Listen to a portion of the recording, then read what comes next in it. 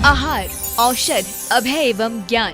शास्त्रों में वर्णित है ये 4 प्रकार के दान। इनसे होता है प्राणी मात्र का कल्याण। परम पूज्य वात्सल्य मूर्ति जिन धर्म प्रभाविका आर्यका रत्न श्री 105 सृष्टि भूषण माता जी की मंगल प्रेरणा एवं आशीर्वाद से सृष्टि मंगलम सेवा समिति के तत्वावधान में संचालित किए जा रहे हैं अनेकानेक आध्यात्मिक पुण्य के कार्य। साधुओं के आहार, विहार, औषधि एवं संयम उपकरण, पिछी, कमंडल, शास्त्र आदि की व्यवस्थाएं कई वर्षों से सुचारू रूप से उपलब्ध कराई जा रही हैं। साथ ही सामाजिक सेवा के कार्य जैसे बच्चों की शिक्षा, गरीब परिवारों को आर्थिक सहयोग, रोगियों का उपचार एवं वृद्ध असहाय लोगों को आश्रय दिया जाता है। गौ संरक्षण एवं संवर्धन हेतु भी गौशालाओं के निर्माण एवं विभिन्न स्थानों पर संचालित गौशालाओं को आर्थिक मदद पहुँचाना, चारा आदि की व्यवस्था प्रदान कराना, दुर्घटनाग्रस्त गौवंश का उपचार कराना आदि कार्य भी किए जाते हैं। तो फिर देर न करें, आज ही इन महापुण्य के कार्यों से जुड़कर पुण्य लाभ कमाएं। 1 लाख से अधिक राशि प्रदान कर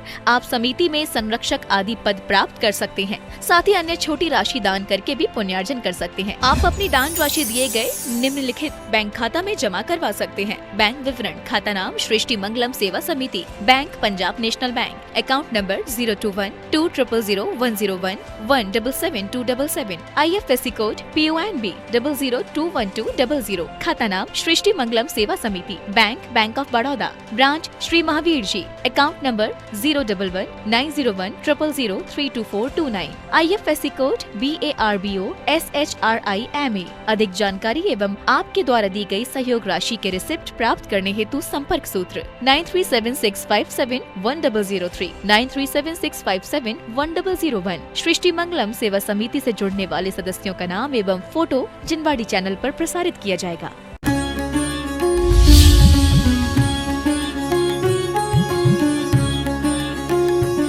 जिसकी माँ ने 15 साल तक उसकी हर चीज, नहाने गया तो कपड़े तक रखे, खाने बैठा तो प्लेट ला के सामने रखी, वो बच्चे से कभी उम्मीद करते हो कि जरूरत पड़ेगी तो 2 रोटी बना के खा लेगा?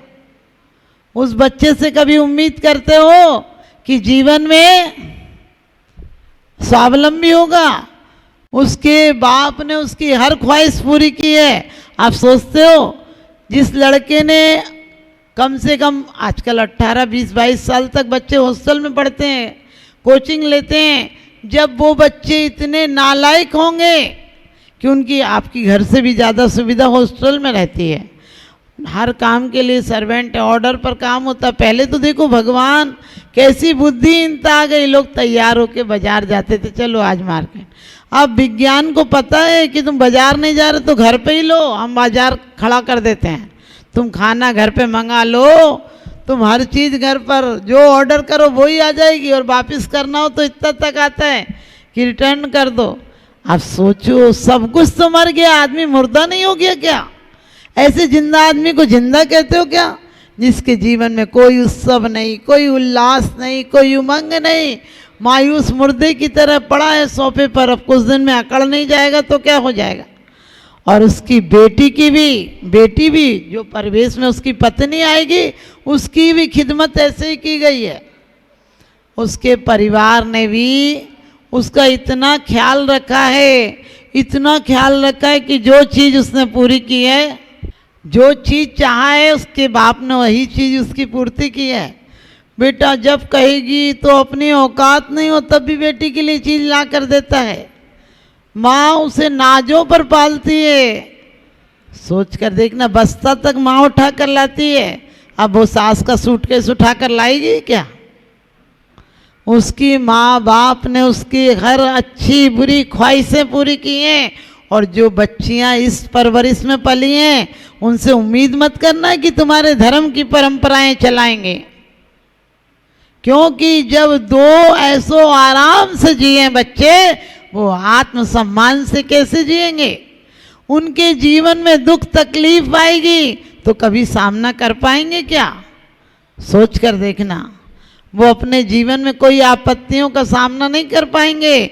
हमारे बच्चों को हम गुरुकुलों में पढ़ाते थे, वहाँ 25 साल तक वो जीवन का आनंद, एक स्वावलंबी जीवन सिखाते थे। कपड़े धोना, लकड़ी काटना, चूल्हा बनाना, रोटी बनाना, लकड़ियाँ लेकर आना, और फिर गुरु के पैर दबाना, मिल बांट कर खाना, कभी कलीस नहीं करना, झगड़ा हो जाए तो सजा मिलती थी और कभी डंडे भी पड़ते थे। तो आज लोग कहते हैं बच्चों को बिल्कुल कुछ भी आप प्रताड़ना नहीं दे सकते। वो बच्चे बेरीड़ के बच्चे हो गए, क्योंकि विज्ञान कहता है बहुत सारे हाथ में सेल हैं जो चार्ज हो जाते हैं बच्चों को डंडे पड़े तो।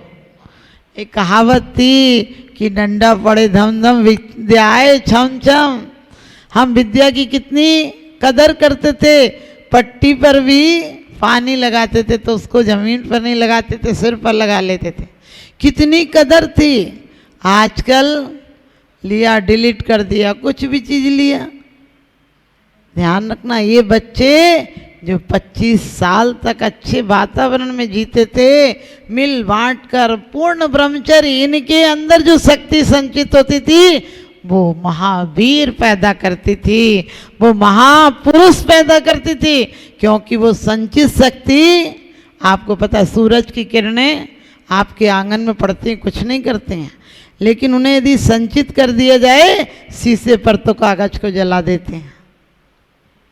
ऐसे जो बच्चे 25 साल तक शक्ति संचित करते थे, उनके यहाँ कहना चाहिए पांडव, राम और महावीर जैसे संतानें पैदा होती थी, क्योंकि वीर संचित किया गया। और जो वो स्मृति लेकर फिर गृहस्थ आश्रम में बच्चा प्रवेश करता था तो उसके दाम्पत्य जीवन में एक मर्यादा होती थी। आज हम संडे का दिन हो तो बच्चों को होटल ले जाते हैं। अरे क्यों होटल ले जाते हो? कभी संस्कार दो, मंदिर भी लेकर आओ। मंदिरों में वो वातावरण पैदा करो कि बच्चे जिद करें कि मंदिर चलना। मंदिर तो हमने मुर्दे से कर दिए। मंदिरों में 2-4 लोग आते हैं बूढ़े बाड़े से। कभी कभी कहो लोगों से, नई शादी होती है, हम किसी से बोलते हैं बेटा मंदिर आया करो, तो लोग कहते हैं अभी तो खेलने खाने के दिन है। हमने कही बुढ़ी हो जाएगी, 25 साल की तो वैसे आधी बूढ़ी आई है, 25 साल बाद ठोकर खा खा के गिरने लगेगी तब क्या मंदिर आएगी? और ये मंदिर का अपमान है कि बूढ़े मंदिर आते हैं। बूढ़े मंदिर आएंगे तो मंदिर भी बूढ़े हो जाएंगे। नई खूबी, नए रंगत, नए अरमान पैदा कर, इस खाक के पतले में भगवान पैदा कर। हमारे जीवन में 4 तरह के लोग हैं और 4 वर्ण हैं और 4 ढंग हैं। क्योंकि जब बच्चा 25 साल तक ब्रह्मचर्य में जीता था, फिर गृहस्थ आश्रम में आता था, उसकी पूरी मर्यादा, उसे पता था क्या हिंसा नहीं होना चाहिए हमसे। आप सोचते हैं हमारे शरीर से कोई हिंसा नहीं, हमारी वाणी से भी हिंसा नहीं होना चाहिए। आज हम किसी पर व्यंग कर देते, किसी को हंसी कर देते, किसी को झूठ बोल देते हैं और बोले मजाक में कह रहे। अरे मजाक में महंगी पड़ जाती है। आपको पता है, इतना ही नहीं, हम देखते हैं गलत। अब नहीं हो तो प्रैक्टिकल करके देखना। गंदे पोस्टर रोज भी देखते हो तो भी एक बार नज़र चली जाती है। साधु संतों पर नज़र नहीं जाती, उनके पोस्टर लगे हो तो नज़र नहीं जाती है। गलत अफवाहें शाम तक पूरे शहर में फैल जाती है। स्वाध्याय की बात तुम्हें 2 शब्द मंदिर के बाहर याद नहीं रहते। देखना गलत, सोचना गलत, बोलना गलत, जीने का ढंग गलत। आप देखो पति पत्नी बच्चे लोग कहीं मिलेंगे, आपसी महिलाएं क्या फूहड़पने की मजाक करेंगी। कभी ये बात करती हैं कि बहुत जी लिया, अब तो अपन को रास्ता थोड़ा मोड़ना है। ये धर्म का मतलब उदास जिंदगी नहीं है, धर्म का मतलब सरस जिंदगी है, सुगम जिंदगी है, सुंदर जिंदगी है। हमने सोच लिया धर्म का मतलब आंख बंद करो और सिर लटका लटका के माला फेर के घर चले जाओ। ये माला कहाँ ले जाएगी? माला फिरती रहेगी, मन फिरागी नहीं, ऐसी माला के फेरने से क्या फ़ायदा। माला बनाई काट की और बाहर में डाला सूत, और माला बेचारी क्या करे जपने वाला कपूत। माला तो लाख बार घूम जाती है, मन भी तो घूमे एक बार।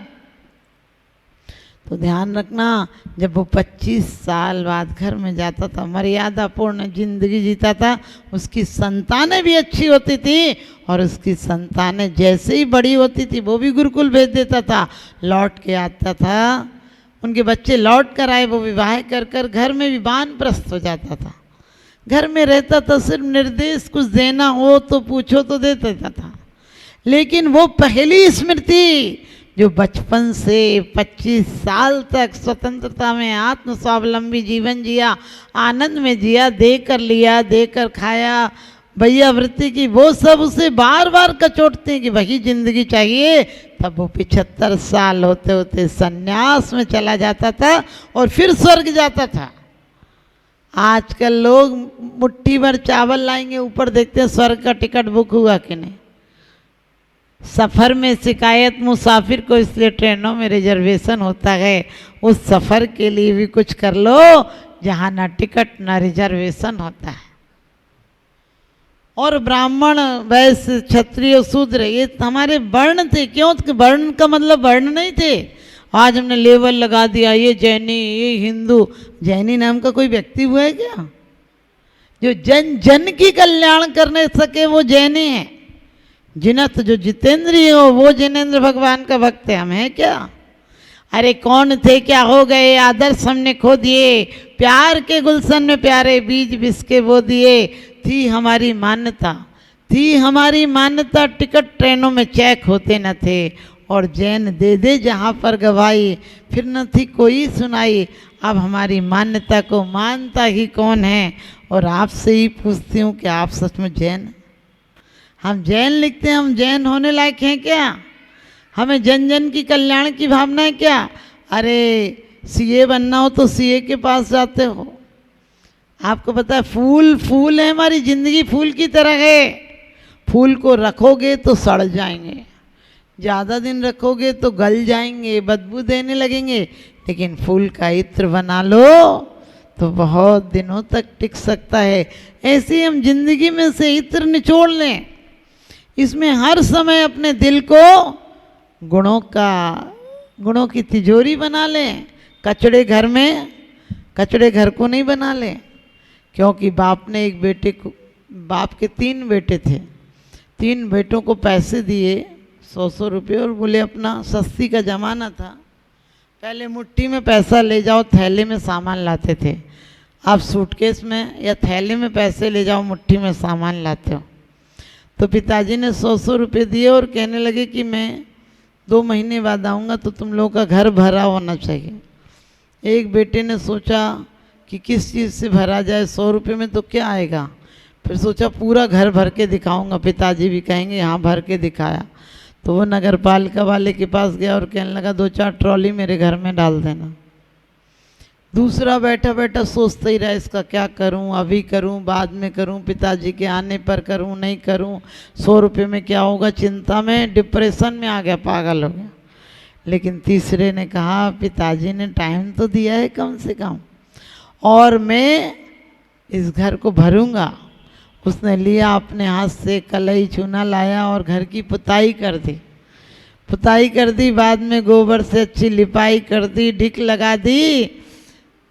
15 रुपये में ये काम हो गया। बाकी रुपयों से घी के, थोड़ा घी लाया, दीपक लाया, बत्ती लाया, अगरबत्ती लाया, और 2-4 लोगों को सत्संग के लिए बुला लिया। पिताजी जिस दिन आए तो उस घर में तो बढ़िया कीर्तन हो रहा था, बाहर से स्वच्छ साफ सुंदर दिख रहा था, और बड़ी अच्छी मधुर आवाज़ आ रही थी। वहाँ लोग जा रहे थे कि चलो कीर्तन में चलें।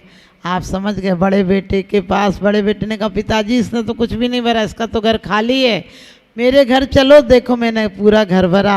लेकिन घर क्या भरा था, इतनी बदबू थी कि पिताजी बाहर से ही लौट आए। दूसरे को देखा, कहने लगे अरे मैं पैसा दे के गया था, तू तो पागल हो गया। और तीसरे के घर गए तो वो भी झूमने लगे, गाने लगे, कहने लगे वाह यहाँ क्या सुगंधी है, क्या प्रकाश है, क्या लोगों का सत्संग लगा है। अब आप भी देखना, आपको 100 वर्ष की ज़्यादा से ज़्यादा जिंदगी परम पिता ने दी है, और इस जीवन को आपने चिंताओं में भरा है। पागल होकर डिप्रेशन में, चिंताओं में जी रहे हो, या फिर कचड़े से जीवन को भरा है। काम, क्रोध, लोभ, मान, माया, ये सब है तो कचड़े के अलावा कुछ नहीं है। चाहे आप घर की चिंता करो, अपन कितने बेईमान आदमी हैं। बचपन में खिलौना का बोझ, जवानी में नज़ारों का बोझ, बुढ़ापे में सहारों का बोझ, और मरे तो अंगारों का बोझ। आदमी इतना बेईमान है, 50 साल 60 साल तक धंधा करता है, धंधा करते करते थक जाता है, फिर कहने लगा पुण्य कमा लो, पुण्य कमा लो, फिर भी रिजर्वेशन वहीं कराता है स्वर्ग का। अरे स्वर्ग ऐसे मिलता है क्या? हम स्वर्ग के बीज बो कर जाएंगे। हमारे तीर्थंकर क्षत्रिय थे, यदि शत्रु को मारना जानते थे तो परम शत्रु को, काम क्रोध को मारना जानते थे, चार घातीय कर्मों को मारना जानते। हम उनके भक्त हैं तो वही राह पर चलेंगे। और यदि ब्राह्मण, हमारे जितने गणधर थे सब ब्राह्मण थे, ब्राह्मण जानता है ब्रह्म रमण करना क्या है, ये क्या उपादेय है, वो जाति से ब्राह्मण नहीं। और वैसे यदि संपत्ति कमाना जानता है, यदि हम बनिया भी हैं तो हम परम संपत्ति कमाएंगे जो मौत के बाद भी हमारे साथ जाएगी। और शूद्र वो नहीं होता जिसे आप शूद्र समझते हो, जिसकी क्षुद्र बातों पर टिकी हो, जो देहासिर तो देह तक ही टिक के रह जाता है, व्यर्थ की बातों में समय गंवाता है, वो शूद्र है।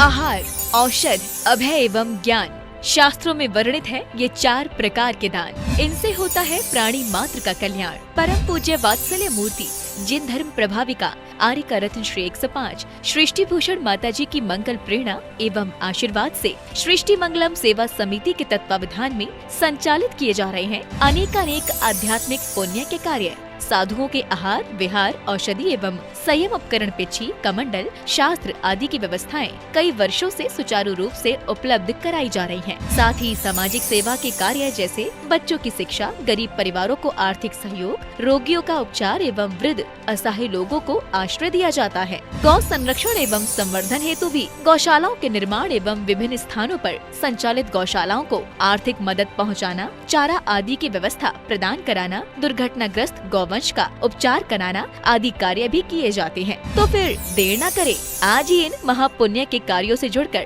पुण्य लाभ कमाएं। 1 लाख से अधिक राशि प्रदान कर आप समिति में संरक्षक आदि पद प्राप्त कर सकते हैं। साथ ही अन्य छोटी राशि दान करके भी पुण्यार्जन कर सकते हैं। आप अपनी दान राशि दिए गए निम्नलिखित बैंक खाता में जमा करवा सकते हैं। बैंक विवरण: खाता नाम Srishti Mangalam Seva Samiti, bank Punjab national bank, account number 021-2001-177-277, IFSC code PONB 0021200, खाता नाम Srishti Mangalam Seva Samiti, bank of Baroda, branch Shri Mahavir ji, account number 011-901-000-32429, IFSC code BARBO SHRIMA। अधिक जानकारी एवं आपके द्वारा दी गई सहयोग राशि के रिसिप्ट प्राप्त करने हेतु संपर्क सूत्र 9376571003, 9376571001। सृष्टि मंगलम सेवा समिति से जुड़ने वाले सदस्यों का नाम एवं फोटो जिनवाड़ी चैनल पर प्रसारित किया जाएगा।